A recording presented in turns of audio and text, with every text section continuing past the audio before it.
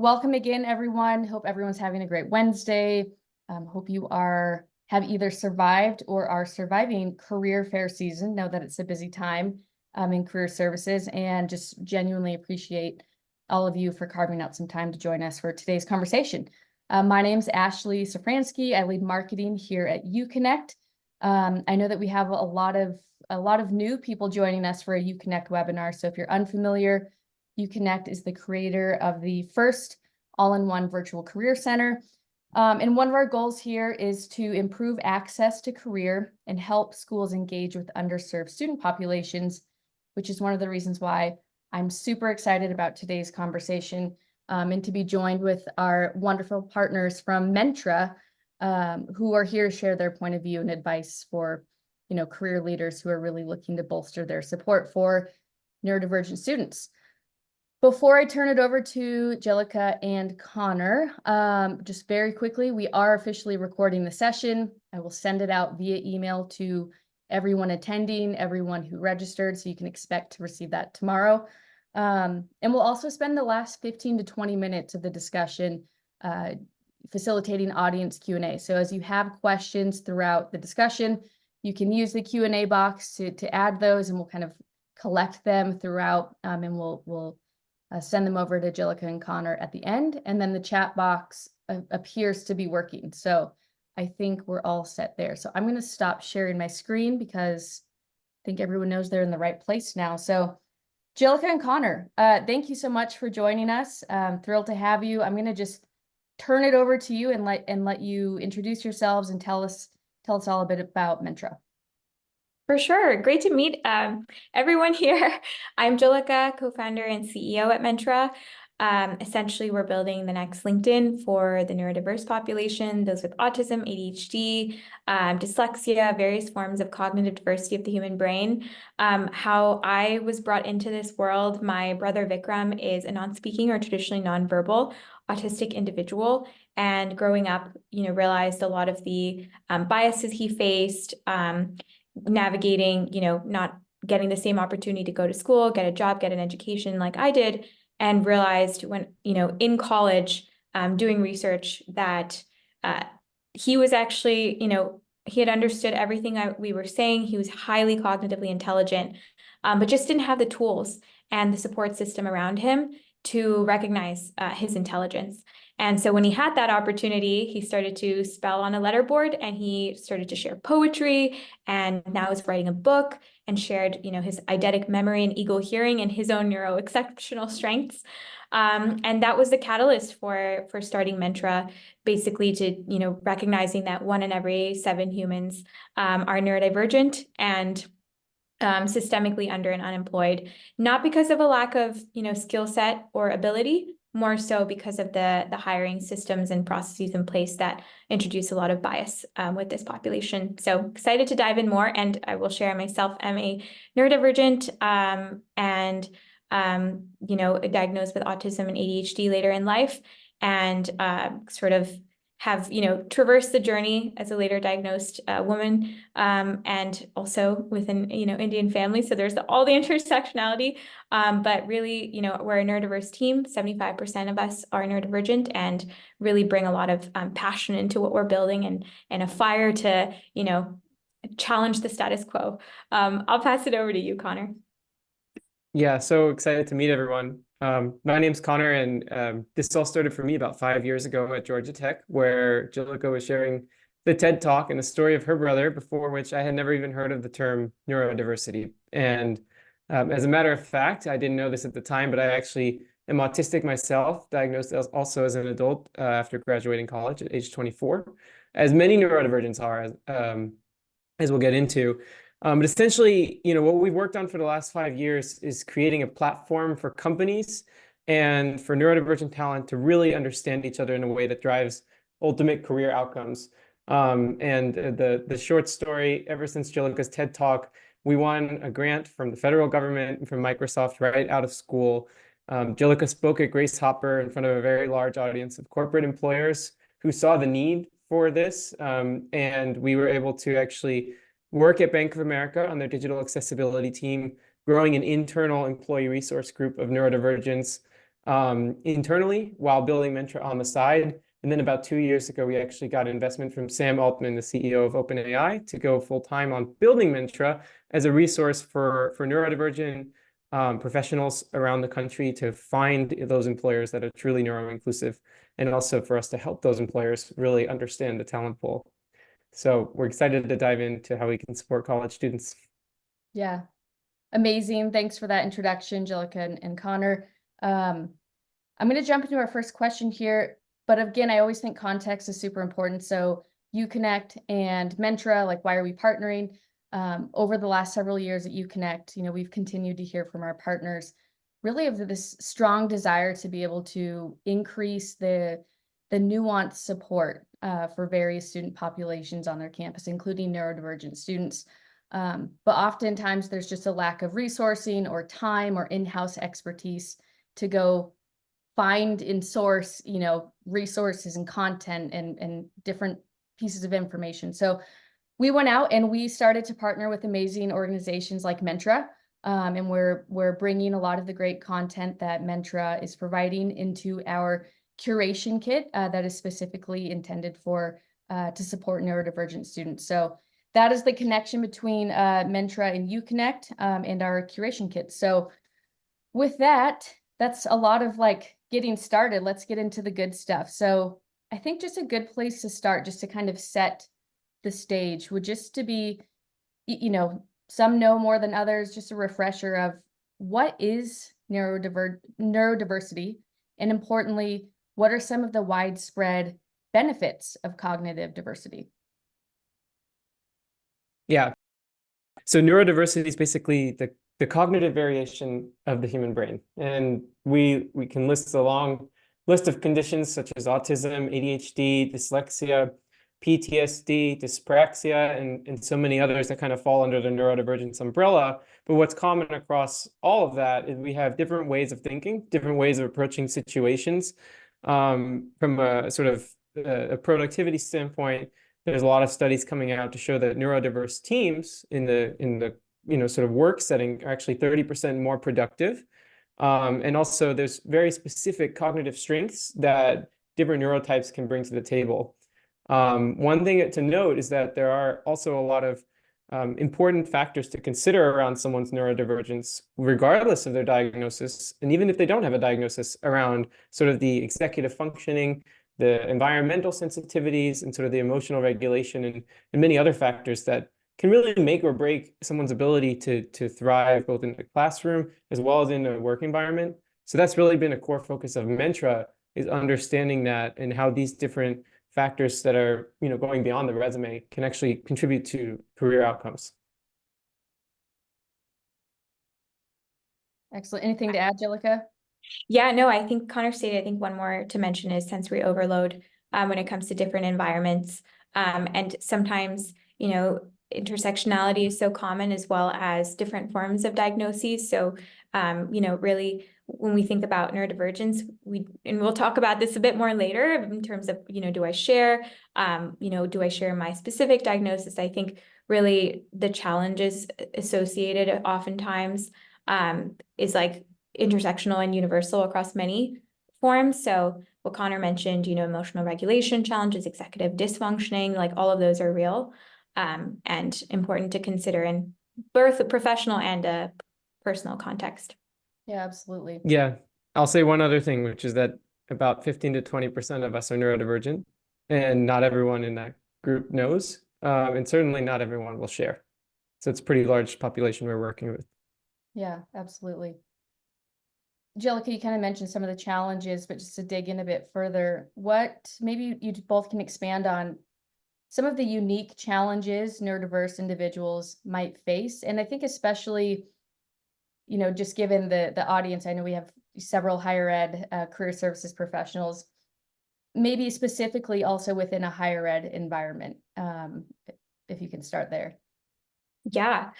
100%. It's so interesting because the working world is oftentimes so incredibly different than the, academic context. And sometimes it's like a totally different, skill set and set of rules and etiquette that come along with the hiring process. And so, oftentimes the sort of tribal knowledge that comes along with everything post, after school.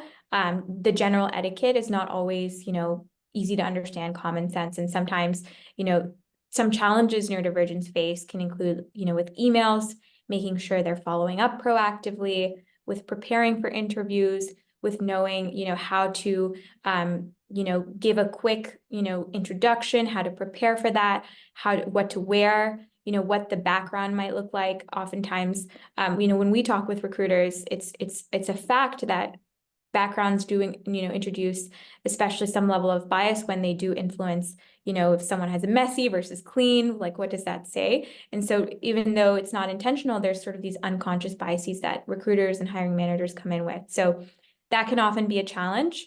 And then, even throughout the application process, posting an up-to-date resume in a proper format, making sure individuals are responsive after applying for a job. Sometimes, even email etiquette, emails might be too short and be interpreted as curt, or emails might be too long and interpreted as verbose. And at that point, there can be drop off in the process. So, a lot of different challenges there. And I think universities and schools have a great opportunity to, educate, to help become more job ready, while also balancing, and I think this is a theme that'll pop up often, is balancing, allowing the individual to be self-directed. So coaching them, but making sure that you can enable autonomy, right? Because eventually they're not going to have, that kind of support necessarily at the job, and they'll need to do it themselves a lot of times. So, those are it's important to balance that with giving the skills to make sure the individual can be autonomous, and learn the ways of thinking. I would say another big challenge we see, especially in the university world, is this challenge we call the college to couch problem, where folks graduate, they get a degree, and then the job finding process sort of either fails them, or they're not able to keep a job or sustain a job, and it leads to unemployment, specifically unemployment. And so schools can play a really key part there in, supporting, and we talk about, like, we'll dive into alumni as well and how to support alumni. But that can be a really, big barrier, is the sort of inertia that comes with that over time, and then getting back in and getting the skills and getting the motivation is a big piece as well. Yeah, just to add really quickly, it's about a 30 to 40% unemployment rate across the entire neurodivergent population. Those rates go up as high as 80% for the autistic population. And that applies even through folks with master's level education. So nothing to do with the skill set or capability, and everything to do with the various nuance factors Jhillika just mentioned. I made a note to dig into the alumni piece later, because I think that's really, college to couch. I think that's, a really interesting way. And I know a lot of our partners and a lot of centers out there are either formally or informally supporting their alumni base, whether it's kind of a part of their oversight or not. So I'm gonna circle back to that, but I appreciate you chatting, kind of highlighting a lot of the different potential barriers or challenges. And I think you highlighted some of the different ways that career leaders could support, or career practitioners on campus. Can we anything to expand on that? So knowing that a lot of our, there's a lot of neurodiverse students, whether they're have a diagnosis or not, what are just some general ways that career teams can just generally be more accessible for neurodiverse students? Yeah, I can take this one.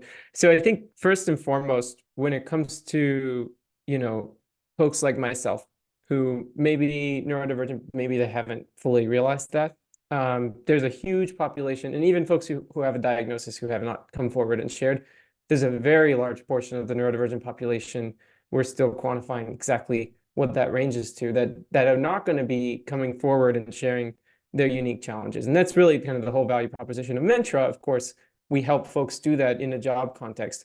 And what we found from the job context is that being able to share one's neurodivergent is a critical prerequisite to finding long-term success in a career. So that starts with the Career Center. We need to make sure that the students that have sort of various sensitivities or cognitive strengths that go deeper than the typical process or resume, or that kind of vary beyond what the standard support may provide, that those students have the platform to share that.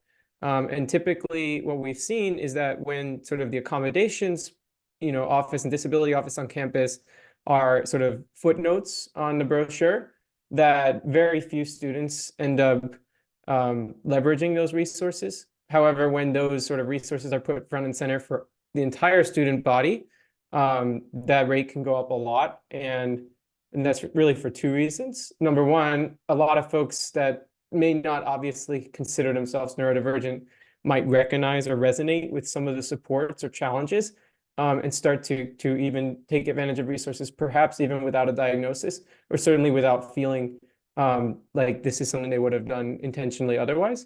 And secondly, it creates a sort of validation that removes some of the fear behind what we call unmasking. Whereas if we can show that employers are actually hiring folks not despite their neurodivergence, but because of it, we have seen in certain career paths how various neurotypes can be incredible strengths. Then that shows to students that this is not, something that is going to hurt them, but rather something that's an essential part of who they are, something that they have to recognize and contend with, bring forth in how they both navigate their professional career in academia, but also even in the workforce. And as career centers, it's our job to make sure that those students have the platform to be fully understood. Mm-hmm. Yeah, there's this one great example of a school that on their college tours, like they walk by the accommodations office and explain what it's for. It's front and center, and I think there's a significantly, I think it's a 20% higher kind of rate of students that go to the office compared to average, especially because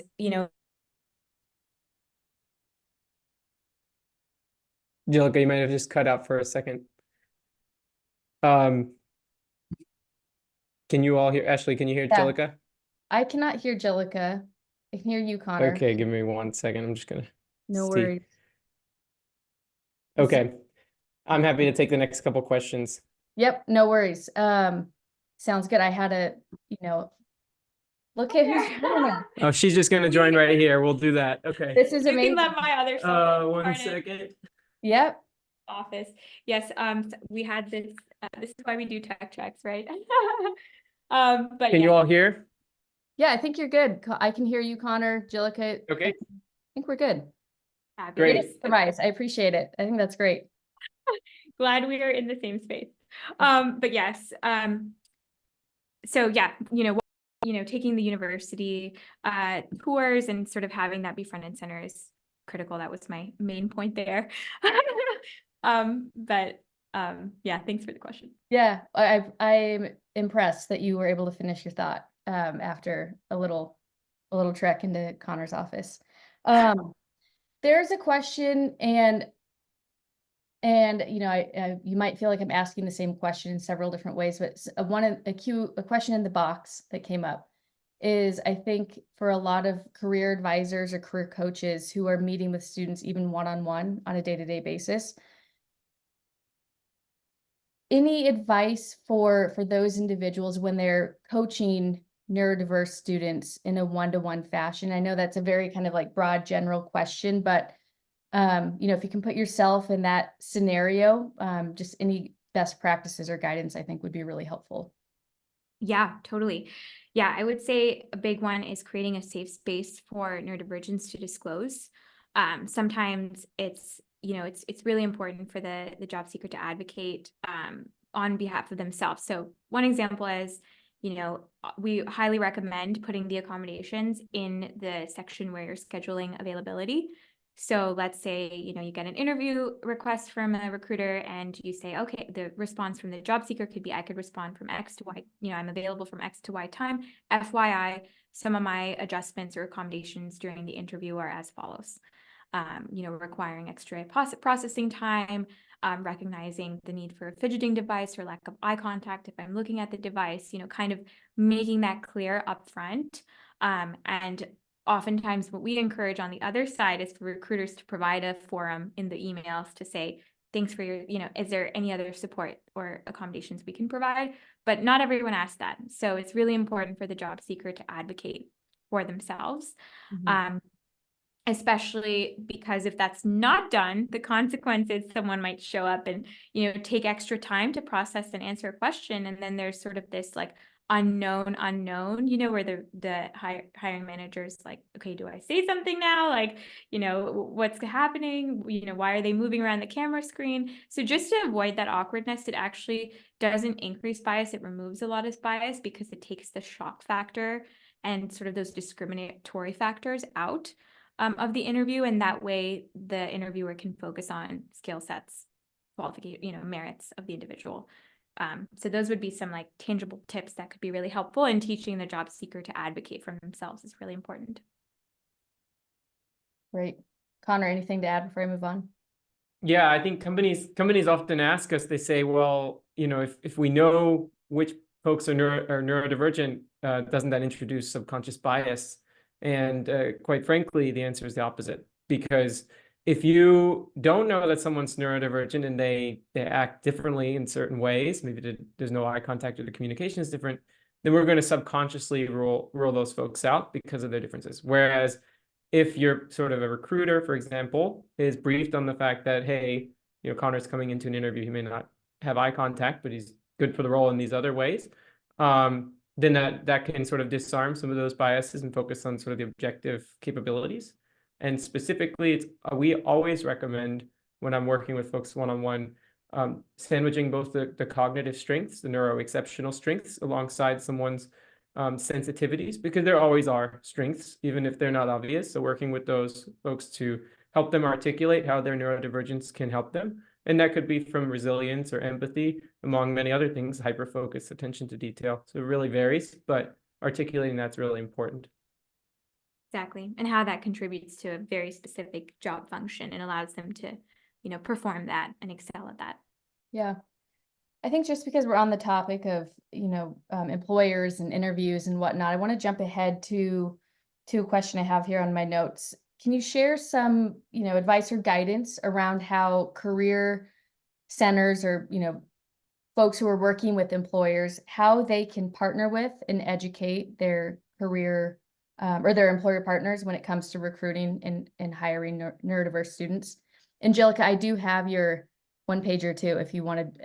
Just now, I know you're not at your computer, so I'm happy to share anything that you'd like. Sure. Yeah.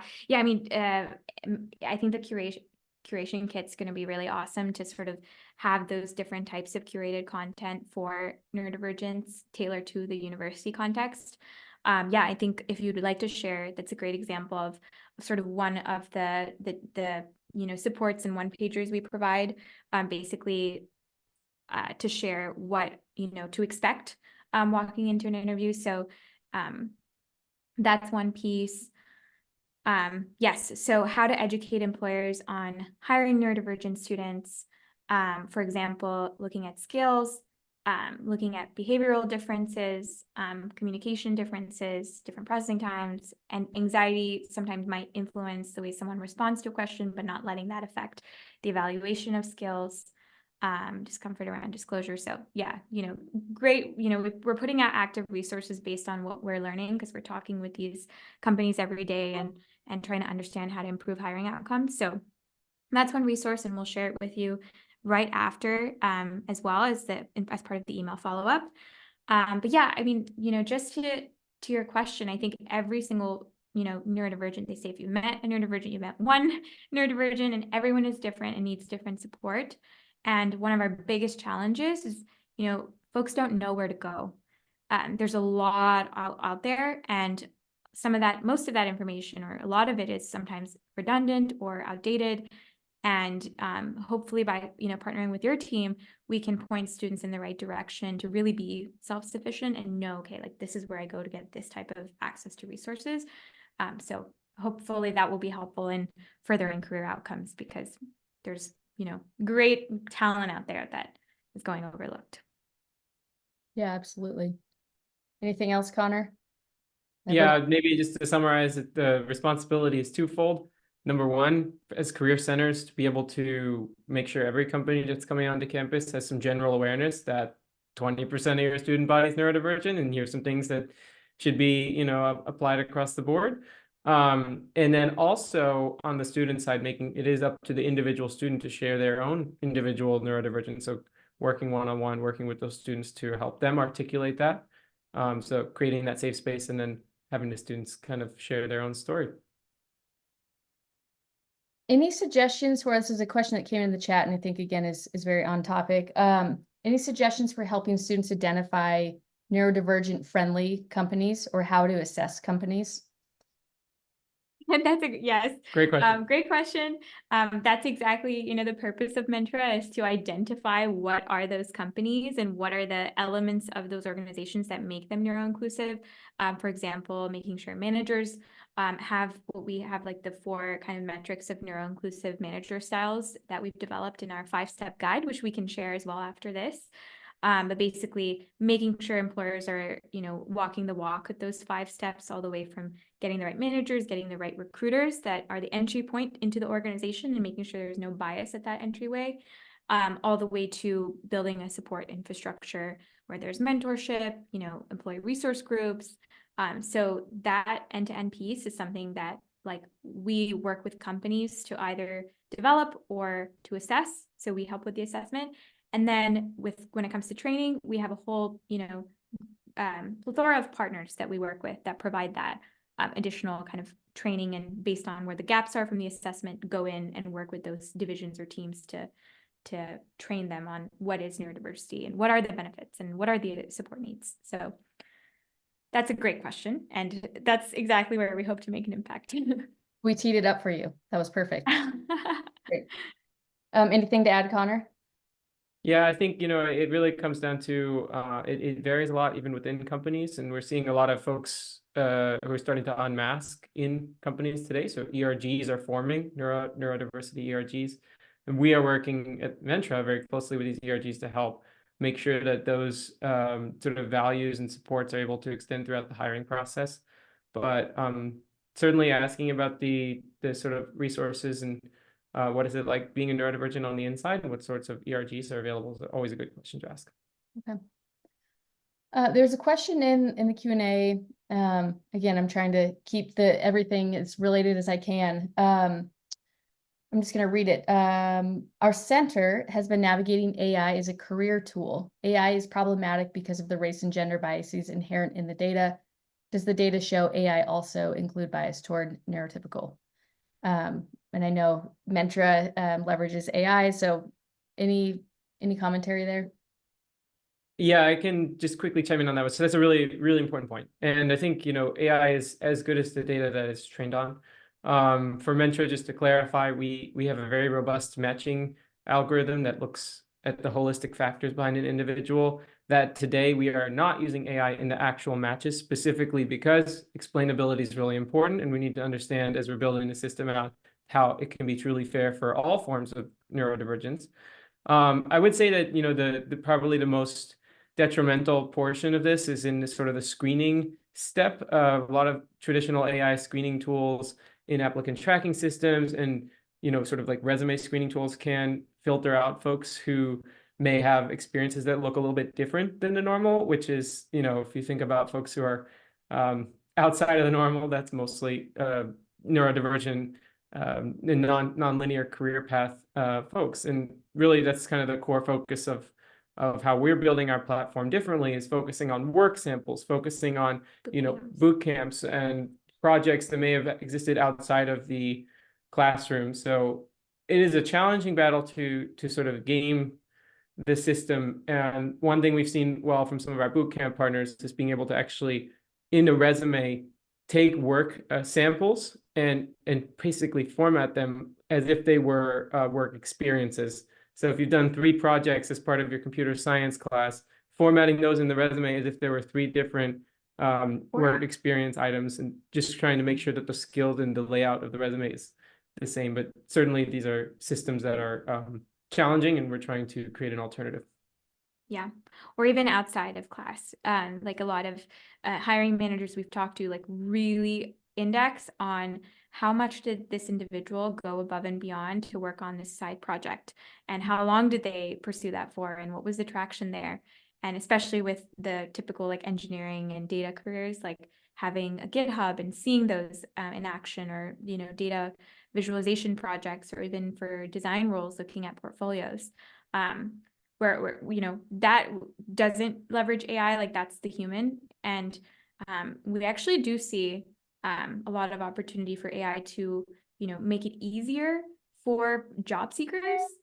For example, when writing emails or getting advice, and we've built a virtual job coach named Neuro, but that I think there's an opportunity to kind of provide the student with that booster pack, and then not leverage it for the part that could cause bias and discrimination. Yeah, that is an important emphasis point, is that there's a lot of personalization that can be beneficial from AI to make sure that folks can truly express themselves and get the feedback that oftentimes may be missed in a human context. Sure. I want to circle back to the college to couch notion that we talked about earlier. I've mentioned to both of you, Connor and Jhillika, around how some career offices, have alumni support as part of their purview, supporting their alumni with career development or exploration. And some don't, but they still, have alumni reaching out. I'll back up and say, I think one of the, an important piece of context with serving alumni is they often can't walk into your office. So wanting to make sure that if you are serving them, that you're providing them with, accessible information and resources. So any best practices or just general advice to career teams who are serving an alumni base? Yeah, totally. I think with alumni, so much of it is like tracking the data and not losing touch after someone graduates. Having systems and mechanisms to do that proactive reach out. Maybe they're not looking for internships, but if full-time opportunities come your way, there's a lot of cool tools out there and automations that can help with, targeting mailing lists and things. And then, I mean, a lot of times it's really about not being intimidated by the hiring process just because it's not been working for this individual for so long. Oftentimes what we see is if folks don't get employment, there's typically, a few areas of improvement that can help get them to job readiness.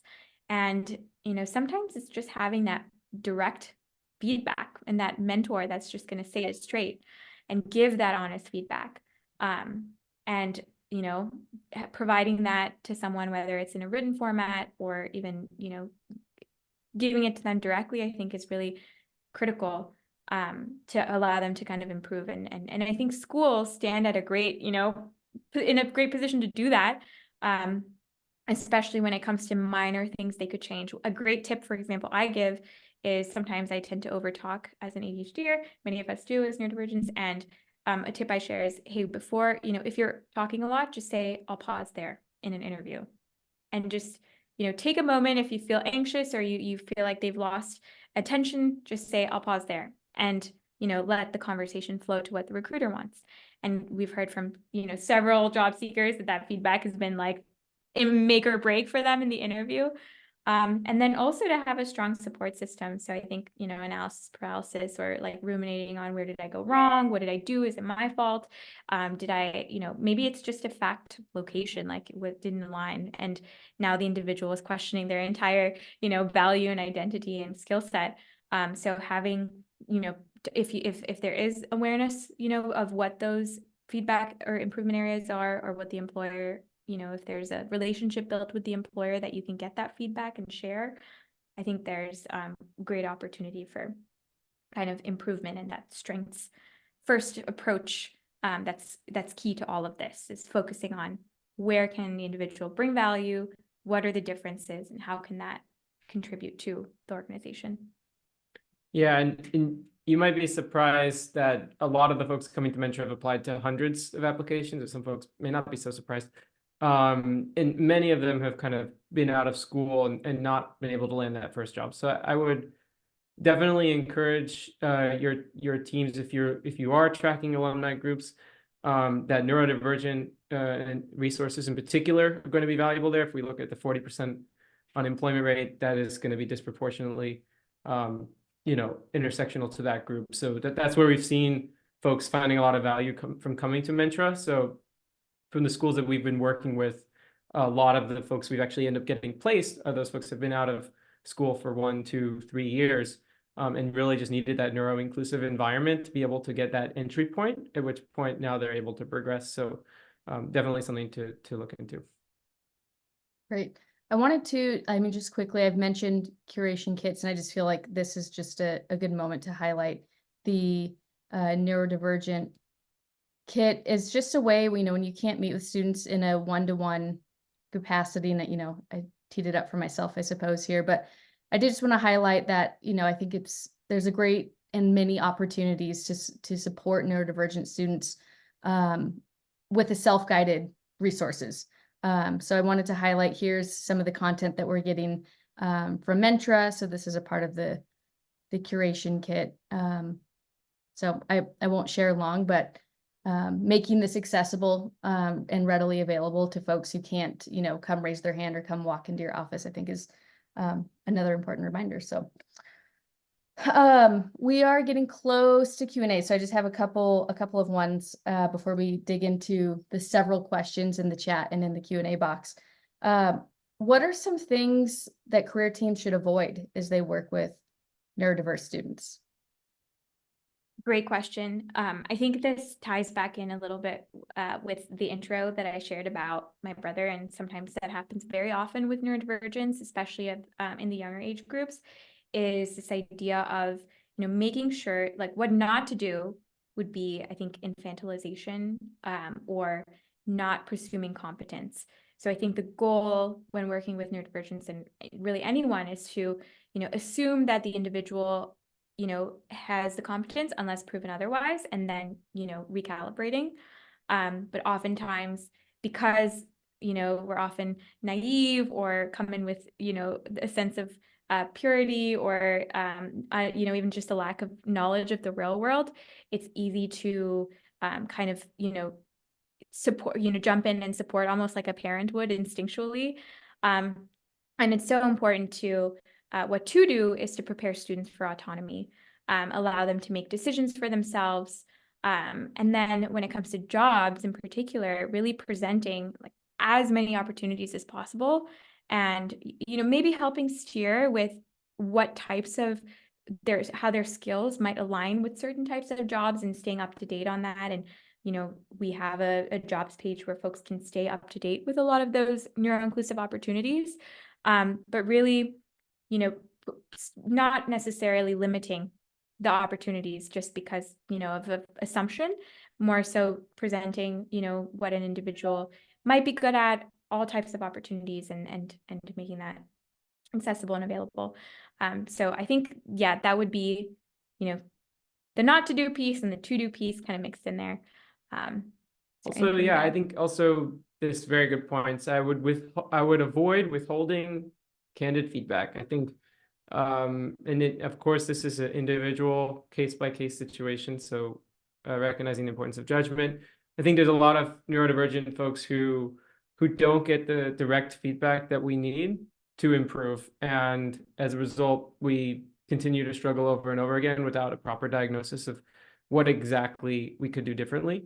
So I think being able, and most of the time, this is because a lot of folks are they're being too nice, in the sense that there's no incentive for anyone to give us direct feedback that we really need to hear. That's very difficult to hear sometimes. So I think a career center, in the role that career centers play, are one of the very few entities that a neurodivergent professional might go through that actually is in that position to give the candid feedback that might be difficult to understand and swallow. But I think it's also very important, and it will tangibly impact folks in the right way if delivered with taste. I love that. Well said. before, we transition to Q&A, any like just off the cuff, maybe just a couple of quick, immediate strategies or initiatives that career teams could implement to just immediately start, increasing support or access to career resources for their neurodiverse student population? Yeah, for sure. I mean, one thing is for folks who are, who are interested in working more with Mentra, we do a lot to bring neuro-inclusive opportunities onto our platform to help neurodivergent job seekers basically create holistic profiles. So from a job seeker point of view, they can sign up. It's about 30 minutes.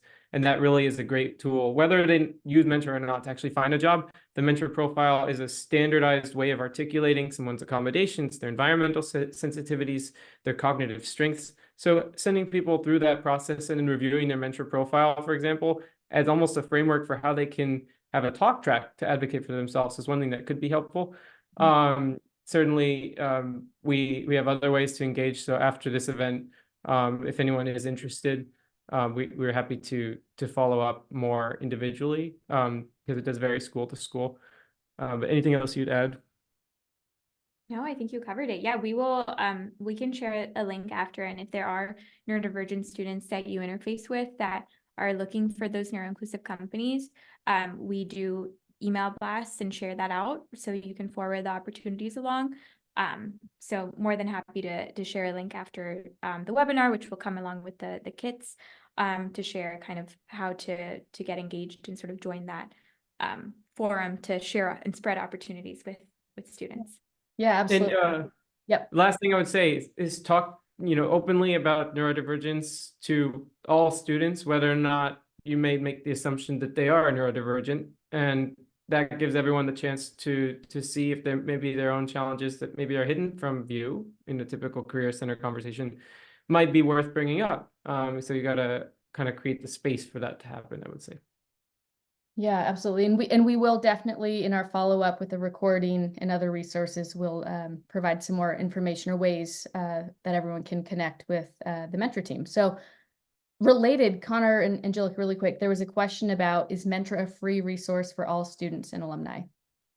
For jobs? Free for all job seekers, Free for all all jobs. job We employers subscribe, everything else is free. Yeah, awesome. Cool.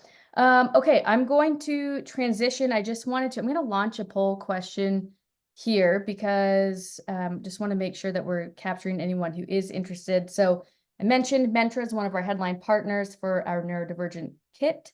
It's part of the Virtual Career Center that integrates all the career tools and information that your school offers with students and alumni. So I've launched a short poll here. You can see if you and your team have a Virtual Career Center and want to activate the Neurodivergent Kit, just to immediately increase support, you can choose option 1. If you're not using the Virtual Career Center but are interested in learning more, you can select option 2. And if you're all good, you can select option 3. So I'm going to leave that up here for a minute. And while that's up, I'm just going to roll right into the next question, or to the first question, I should say. And I'm just going through, they may not be connected, so we're going to keep you on your toes, Jhillika and Connor, with whatever. Great. So first question, how do we introduce neurodiversity to students who may not be aware of the concept and or how it's showing up in their lives? Yeah, I think I'll take a stab at that. I think, first of all, explaining that about 15 to 20% of the world population is neurodivergent, and that companies are starting to see the value of hiring from this population. And just kind of, maybe you can certainly list some of the conditions: autism, ADHD, dyslexia, and others, but most likely the most resonant portion is going to be if there's any sort of environmental sensitivities, whether that's bright lights or loud sounds, any sort of accommodations, or unique ways that your brain operates, attention to detail, hyperfocus, pattern recognition, among other things, that being able to articulate and share those in the career context is important. It's actually could be very essential to your success. So breaking it out in that context, even if we don't talk about conditions, even if we don't talk about terminology, asking folks, do you have any sensitivities? Do you have any unique strengths that may not come across in a typical career conversation? Let's talk about those. Let's unearth those. And then in the role as a career center, that's a good starting point to understand how that student can best be supported. Yeah, and a question to ask there could be, if, what is your connection to neurodiversity or the disabilities community? And folks might share, they have family members, they might share their self-advocate themselves. So kind of understanding the connection can be helpful there as a question to ask, because I know that's sometimes awkward even for, teammates on our team. It's often hard to ask directly, but understanding that connection could be a great way to have someone open up about it, and creating a safe space where they feel comfortable enough to share is important too. Yeah, absolutely. All really great suggestions. This was a question that came, I think, when I asked my first question about, what is neurodivergent, what are the different describe neurodivergency? And the question is, would mood disorders like bipolar depression or anxiety disorders be considered neurodivergent too? Yes, I've heard some absolutely. say yes, but some say no, and any clarity would be helpful. Yeah, I'm happy to share. I think, a lot of times what we've seen that the challenge of mental health, challenges arise when neurodivergents don't get the support they need. And oftentimes, for example, autism is commonly misdiagnosed with bipolar disorder. So there is a lot of like overlap and synergy. And so we do consider them under the same umbrella, because it could be a form of, the environment not providing the support needed to nurture the individual that then could, result in depression or anxiety or mental health conditions. So it's 100%, there's a lot of overlap there, and the answer is yes. Yeah, and I'll just share from a personal standpoint. Well, first of all, for Mentra, we have a very broad definition, and we do support self-diagnosed individuals, even if they don't have a formal diagnosis, because I'll share from my example. I did not know I was autistic until after working in multiple internships where I was able to thrive without any issues. There was no reason for me to even think about this. However, when I worked in a different context, I started to develop extreme anxiety to the point of having mental health issues that prohibited me from even being able to work effectively in some cases. So that actually drove me personally to therapy, not something my employer would have known about. But that therapist recommended that I then seek a screening assessment because she thought that I may be exhibiting autistic tendencies. And after getting through a very expensive and long diagnosis process that paid for out of pocket, I was able to actually get the clarity that these conditions were the result of my neurodivergence not being articulated or understood in my employment context. So all that is to say, we're not going to require to send people through therapy, through months and sometimes years of waiting, and through thousands of dollars out of pocket to get the clarity that they need to find the support that they need to really do well. That's not a fair expectation from our perspective for society, and that's our goal, is to make sure that these resources can be accessible. Really helpful. Thank you for expanding on that. Next question in here. When employers talk about DEI, they struggle to bring up neurodiversity. How do we engage employers to speak about the ways in which they embrace neurodiversity within their company? Very good question. One thing we've noticed, working with 44,000 job seekers, neurodivergent professionals, is that it's a very, very diverse group of folks that we're working with. So I think from a DEI context, every form of traditional diversity also overlaps with neurodiversity. And we've seen overrepresentation of women, people of color, and other sort of minority groups on the platform, including a huge overrepresentation of LGBTQ community members as well. That said, our main focus when we go to employers and our primary messaging is that this is not a DEI initiative.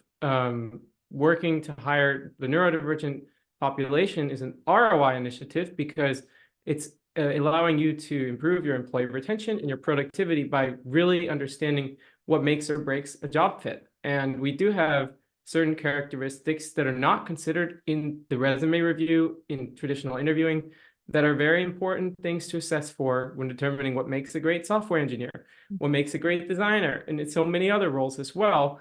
And if today's sort of hiring systems aren't able to recognize those characteristics, then companies ultimately foot the bill. So I would entirely focus it on finding the right talent, making sure that you're not missing out on top talent, and making sure you're able to set up the talent that you do bring in from the campus level for long-term success in your organization without having them leave. Exactly. Yeah, this statement we use often is it's more than DEI, it's ROI. There's true value in bringing diverse minds to your team. And a big one being that you're representing the population you serve within your employee base. So you're designing products that represent everyone. So encourage everyone, and that mindset shift is important too. It's return on investment. Sorry, we use ROI is corporate return on lingo. investment. ROI, yeah, equals return on investment. Exactly. So brings business benefits as well. Yeah, I think that's really well said. Next question in here. Let's see, we're at 8 minutes. When would it be appropriate for neurodivergent students to disclose about their neurodivergence if the employer does not offer space for it? Should it be during an interview, cover letter, so on? A great question. Give me an answer. Yeah, go for it. Yeah, so it's a tough question. I think it always comes down to individual judgment. There are multiple schools of thought here. Generally, my personal school of thought, and one we've seen most successful, is that sharing early on in the process is better for multiple reasons. There will be jobs that fundamentally an individual will lose out on. But generally speaking, those are jobs that would have ended with a poor outcome anyway. So getting that information up front is almost like a screener just as much for the candidate as it is for a company. And it's one archaic way of determining whether a company is neuro-inclusive. Another important aspect is, for example, if you're meeting with a recruiter, being able to share ahead of time, hey, I'm neurodivergent, and I think that makes me great for the role in these ways. And by the way, if you want to learn more before we meet, here's my Mentra profile. That's something we've seen can be effective. Or even just, in the Mentra profile itself, it doesn't actually say that you're neurodivergent. It's just it could be referenced as a portfolio. And it just so happens to, include some of the Inclusion essentials. Inclusion essentials. So it's kind of a low touch way of sharing that. And that's kind of the main purpose behind it. Another thing to mention here is that it's important always, I would say, to recognize and position neurodivergence as a strength in the context of the role. And that gives you permission to do so earlier in the process. For example, in the cover letter, I'm applying to this role because as an autistic individual, I have exceptional pattern recognition that I think would be perfectly applicable for this. And in fact, I've done this on my own. I've created my own video game, whatever the story is. And then just as a footnote, I've also, as being autistic, you might want to know that I might not present myself the same way, but I can still, do Get this, the job done. Really well. So I would lead with strengths first, which is why it's important to work with your students to help articulate those strengths. And the last thing I would say is it's important to not be, we've actually gotten this feedback from employers, even for the neuro-inclusive companies out there, if folks are asking for, 40 or 50 accommodations right out of the gate in a pretty demanding way, that is not, sort of the right approach. So I would say definitely being tasteful with what are you requesting, how are you requesting it, and when are you requesting it, just so that the employer is able to reasonably accommodate without putting too much burden on them, would be another thing to note. Yeah, and when reaching out to schedule the interview, for example, and setting times, that's a great opportunity as well. Amazing advice. So many great little nuggets in there. Next one I'll read. I'm a Gen X neurodiverse person, so I had no idea about any of this until I entered my late 40s. Our generation just had to make do and do our best. But looking back, I can see how my own career was impacted by now knowing. What is some advice would you give student? Would you give someone who is neurodiverse when working with younger neurodiverse students? Share your story, I think, is the most important thing. I think, for example, if I was a student before I had my diagnosis and I had been folks who were successful in their careers or had a lot of experience, who were actually able to say, here's some of the struggles I had behind the scenes, but also here's how my unique mind made me well positioned to succeed. I think the more stories and the more variety of stories can be shared, Yeah. the more of a chance there is for that person to identify that within themselves and then therefore go down the path they need to articulate it. Exactly.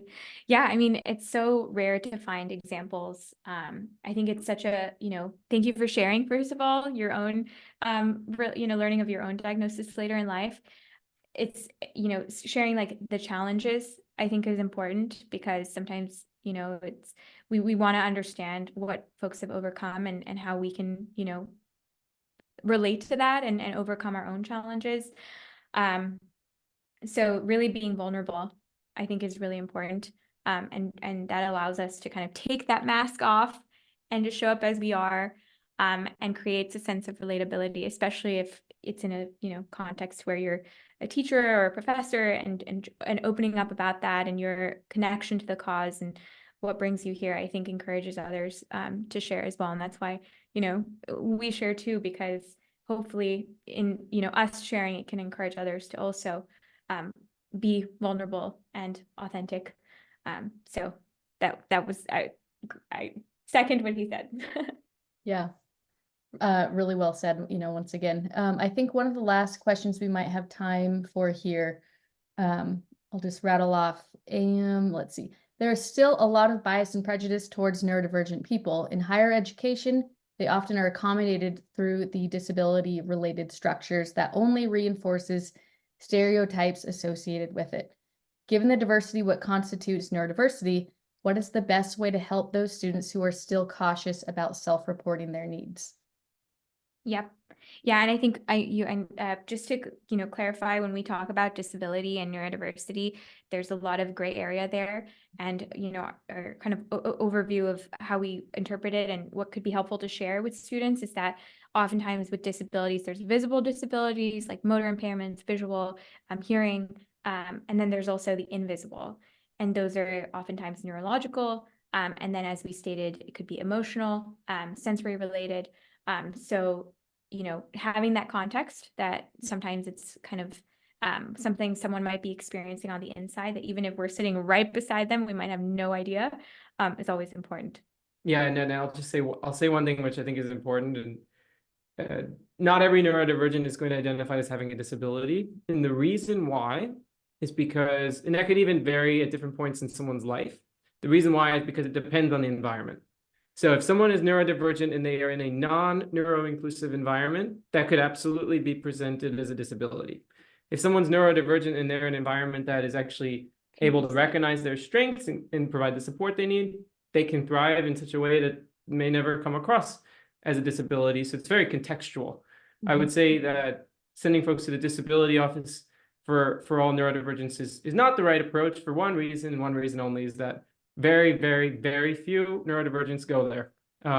Fundamentally, most of the folks that find Mentra did not come through the disability office and have not shared their neurodivergence through that channel. So I think that fundamentally the Career Center has a wider reach and therefore a responsibility to help folks recognize and articulate their own unique way of thinking, environmental sensitivities, and of course, cognitive strengths, because folks to then after college land in an environment where that's now their first time really experiencing challenges behind the scenes. Yeah, I think that makes a lot of sense. We are officially, we've reached an hour. Jhillika and Conner, I just want to thank you once again so very much for joining us today. There were several comments in the chat. I'm not sure if you had a chance to see, but lots of compliments to you both as gifted presenters, and just a lot of incredible knowledge and advice shared. So thank you so much to you both for sharing your time and your knowledge and your expertise. And just kudos to you both in the work of the entire Mentra team for what you're doing to support neurodiverse job seekers all over. Really just admirable, and we are grateful to be partners with you all. So appreciate it. I hope everyone has a wonderful rest of their week. And tune back soon for our next webinar as part of the series. So more to come. And yes, recording will come tomorrow. Lots of resources as follow-up, ways to connect with the Mentra team and so on. So Thanks again, everyone. Thank you all so much. Thank you for hosting us and for the delightful discussion. Yeah, thanks, actually. Thanks, everyone, for joining and tuning in.